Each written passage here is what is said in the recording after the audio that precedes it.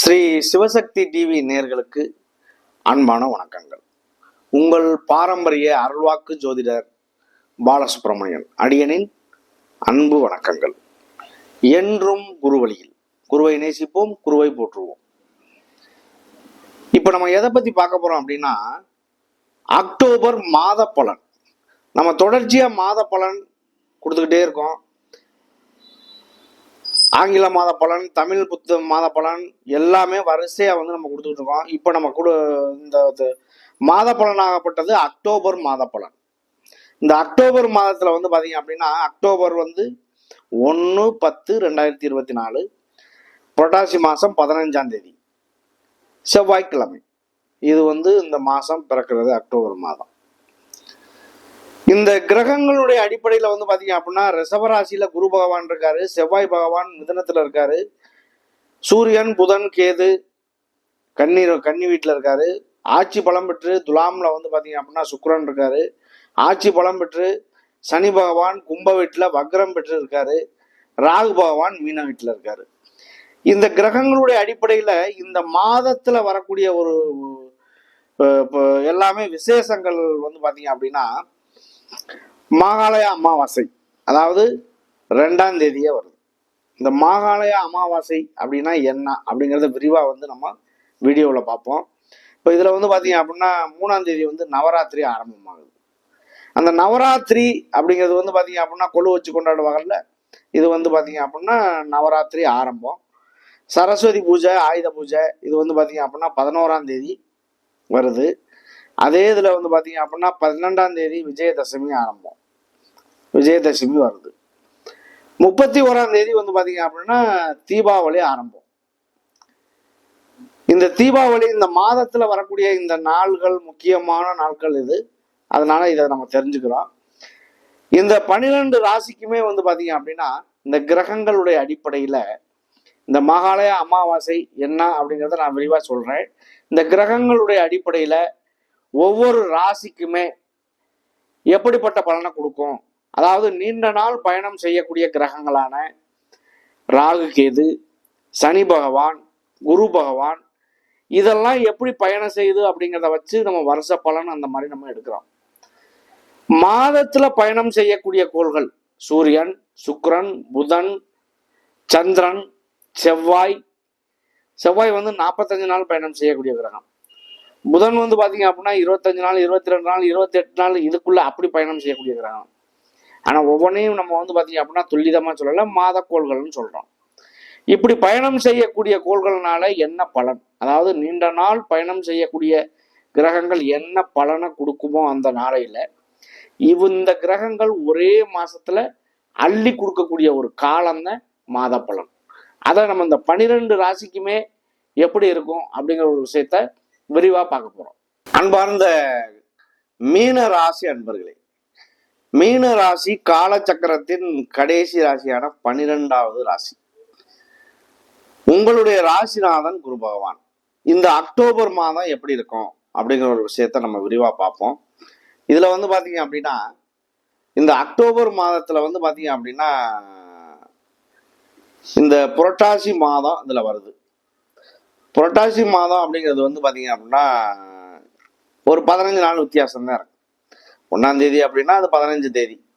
அந்த 15 தேதி அப்படிங்கிறதுமே பாத்தீங்க அப்படின்னா எப்படி இருக்கும், இதுல பாதி அதுல பாதி வேலை செய்யும்ல. அப்ப இதை பொறுத்தளவுக்கு பாத்தீங்க அப்படின்னா இந்த அக்டோபர் மாத பலனாகப்பட்டது புரட்டாசி மாசம் ஐப்பசி மாசம் ரெண்டுமே கலந்து வந்துடும். இந்த வரக்கூடியதுல முதல்ல பாத்தீங்க அப்படின்னா 2ஆம் தேதியே பாத்தீங்க அப்படின்னா மாகாளய அமாவாசை. இந்த மாகாளய அமாவாசை அப்படிங்கிறது பாத்தீங்க அப்படின்னா முன்னோர்களுக்கு தர்ப்பணம் திதி இதெல்லாம் கொடுக்கக்கூடிய ஒரு மாதம். அந்த மாதம் அந்த அமாவாசை பாத்தீங்க அப்படின்னா ரொம்ப மிகச்சிறப்பு. 6 மாச காலம் உத்தராயண காலம், 6 மாச காலம் தட்சிணாயன காலம். 6 மாத காலத்துல தை, மாசி, பங்குனி, சித்திரை, வைகாசி, ஆனி. இந்த 6 மாத காலத்துல எப்ப இறந்தாங்கன்னு தெரியல அப்படின்னா தை அமாவாசையில திதி கொடுக்கலாம், தர்ப்பணம் கொடுக்கலாம். இந்த 6 மாத காலம் தென் திசை நோக்கி வட திசை போறதும், வட திசை நோக்கி தென் திசையும் போறதும் தான் உத்தராயணம் தட்சிணாயணம்னு நம்ம சொல்றோம். ஆடி, ஆவணி, புரட்டாசி, ஐப்பசி, கார்த்திகை, மார்கழி, இது வந்து பாத்தீங்க அப்படின்னா தட்சிணாயன காலம். இந்த 6 மாத காலம் வந்து பாத்தீங்க அப்படின்னா எப்ப இறந்தாங்கன்னு தெரியல அப்படின்னா ஆடி அமாவாசையில திதி கொடுக்கலாம். அதையும் ரெண்டுமே தெரியல அப்படின்னா இந்த மாகாளய அமாவாசையில திதி தர்ப்பணங்கள் கொடுக்கலாம். அப்ப இந்த இறந்த முன்னோர்களுக்கு வந்து பாத்தீங்க அப்படின்னா திதி தர்ப்பணம் இதெல்லாம் கொடுக்குறோம் அப்படின்னா நமக்கு நம்மளுடைய வாழ்க்கையில அதெல்லாம் நம்ம செய்யக்கூடிய புண்ணியங்கள். நம்ம போன பிறப்புல என்ன பாவ புண்ணியங்கள் செய்யறோமோ அதனுடைய தொடர்ச்சி தான் இந்த பிறவி. இந்த பிறவியில நம்ம நல்லது கெட்டது இன்பங்கள் துன்பங்கள் நம்ம எல்லாம் அனுபவிக்கிறோம் அப்படின்னா இந்த அனுபவிக்கிற காலகட்டம் தான் நமக்கு 7.5 சனியினுடைய தாக்கம். இந்த 7.5 சனியில வந்து இந்த இன்பங்கள் துன்பங்கள் கஷ்டம் நஷ்டம் எல்லாம் அனுபவிக்கிறோம்னா இதை அனுபவிக்கிற வரைக்கும் நம்மளுடைய உடல்ல உயிரை நீடிக்க செய்யறது சனி பகவானுடைய வேலை.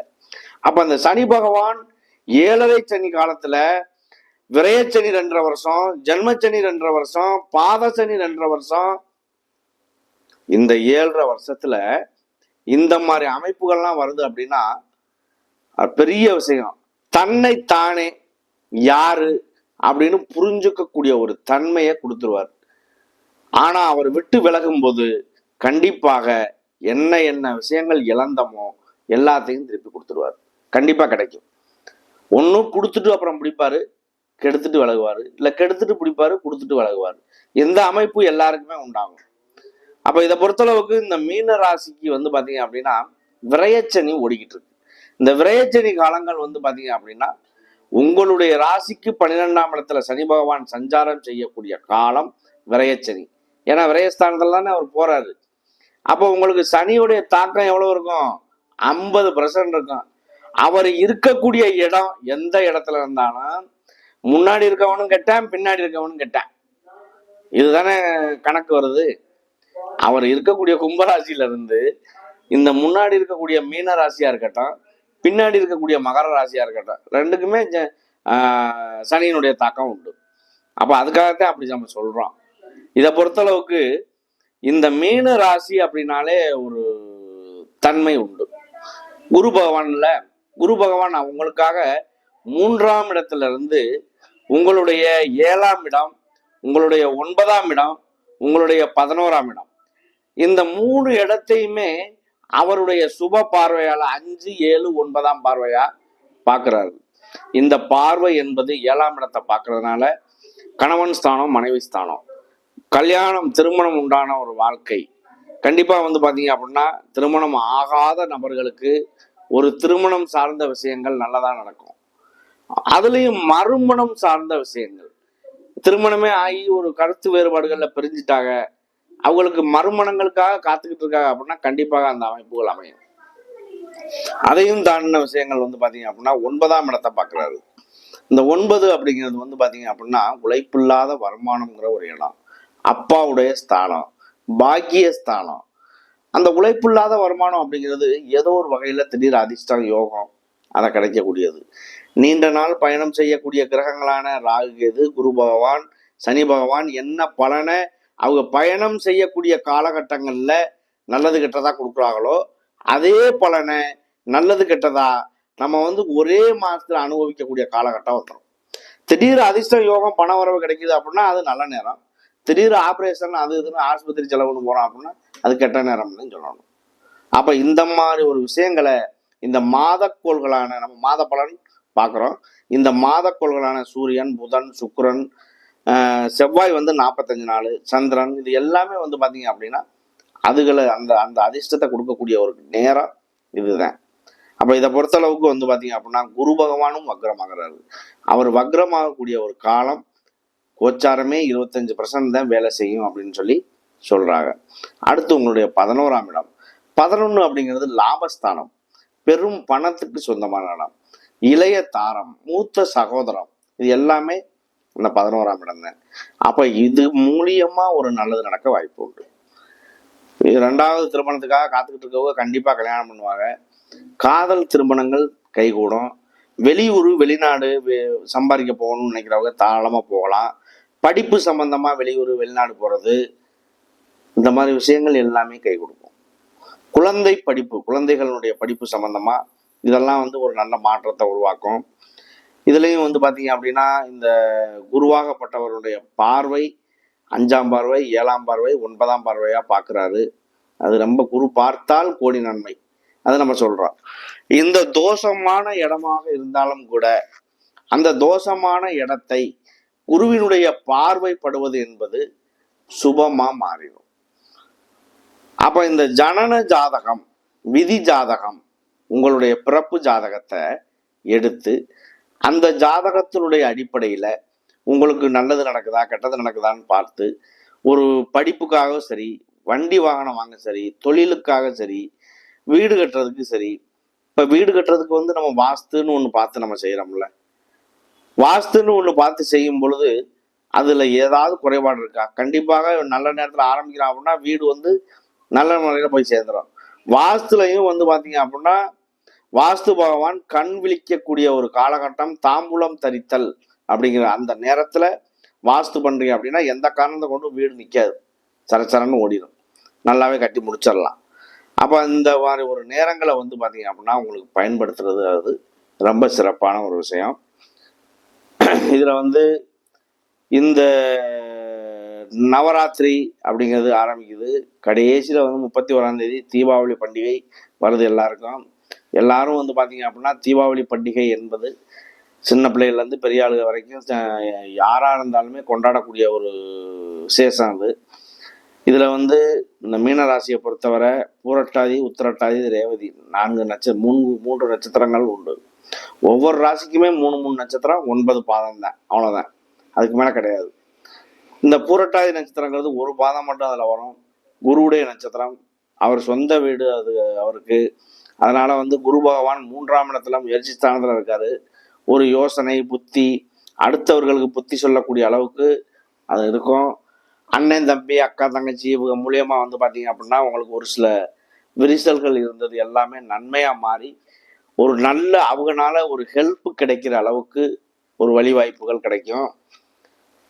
இந்த உத்திரட்டாதி பூரட்டாதி நட்சத்திரங்கள் குருவானவர்னால வந்து பாத்தீங்க அப்படின்னா குரு வக்ரமாகிறது உங்களுக்கு ஓரளவுக்கு ஒரு ப்ளஸ் பாயிண்ட்னே சொல்லலாம். உங்களுக்கு வந்து 11ஆம் இடம், அதாவது உங்களுடைய இதுக்கு வந்து பாத்தீங்கன்னா குருவானவர் உங்களுடைய ராசிக்கு வந்து பாத்தீங்க அப்படின்னா 3ஆம் இடத்துல இருந்து பாக்குறாரு. குரு இருக்கக்கூடிய இடத்துல இருந்து உங்க இடம் 11ஆம் இடம் அப்படிங்கிற கணக்கு வரும். அதை பார்க்க வேண்டிய அவசியம் இல்லை. அடுத்து வந்து பாத்தீங்க அப்படின்னா உத்திரட்டாதி நட்சத்திரம்.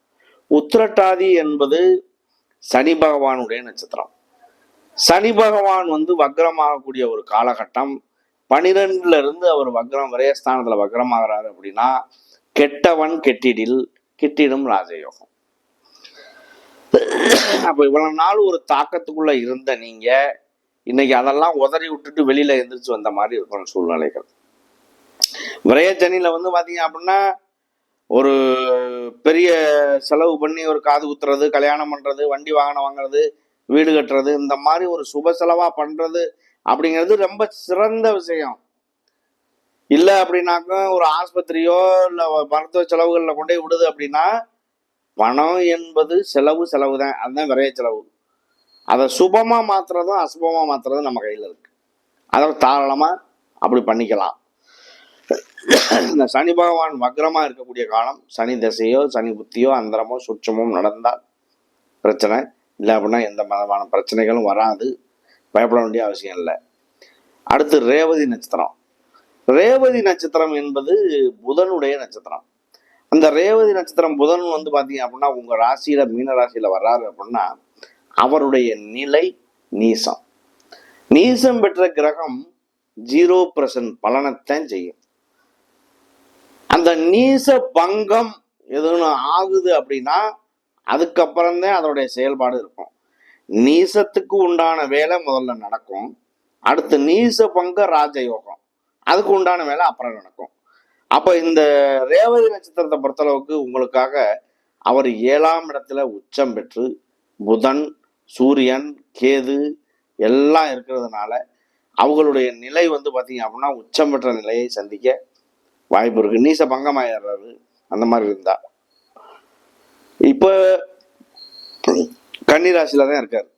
கன்னிராசியில இருந்து உங்களுடைய ராசிய சூரியன், புதன் எல்லாமே 7ஆம் பார்வையா பாக்குறாங்க. இந்த பார்வை என்பதே மிக மிக ஒரு சிறப்பான ஒரு விஷயம்தான். மொத்தத்துல வந்து பாத்தீங்க அப்படின்னா சுக்கிரன் வந்து 8ல ஆட்சி பலத்துல இருக்கு. 8ல ஆட்சி பலத்துல இருந்து உங்களுடைய 2ஆம் இடத்தை 7ஆம் பார்வையா பார்க்குது. ஒரு ஜாதகருக்கு 2ஆம் இடம் வலுப்பெறுது, நல்ல நிலையில இருக்கு அப்படின்னா அதை விட பெரிய விஷயம் வேற எதுவுமே இல்லை. 2 அப்படிங்கிறது தனம். தனம்னா பணம், வாக்கு, பேசக்கூடிய வார்த்தைகள், குடும்பம், வருமானம், அடிப்படை கல்வி, எல்லாமே 2ஆம் இடம் தான் அந்த ஸ்தானம். அந்த 2 என்பது ஒருவருக்கு நல்லா அமையுது அப்படின்னா அவருடைய வாழ்க்கையில எந்த விதமான கஷ்ட சூழ்நிலையும் சந்திக்க மாட்டார். ஆனா இந்த 2ஆம் இடம் பாதிக்கப்படுது அப்படின்னா ஏதோ ஒரு வகையில, எந்த நிலையில பாதிக்கப்படுதோ ஏதோ ஒரு வகையில கஷ்ட சூழ்நிலைகளை சந்திப்பார். இது 2க்கும் உள்ள வித்தியாசம் அல்ல. இந்த மாத பலனாகப்பட்டது, அக்டோபர் மாத பலனாகப்பட்டது நல்ல மாற்றங்கள் உருவாக வாய்ப்பு உண்டு. வாய்ப்புக்கு நன்றி. வணக்கம்.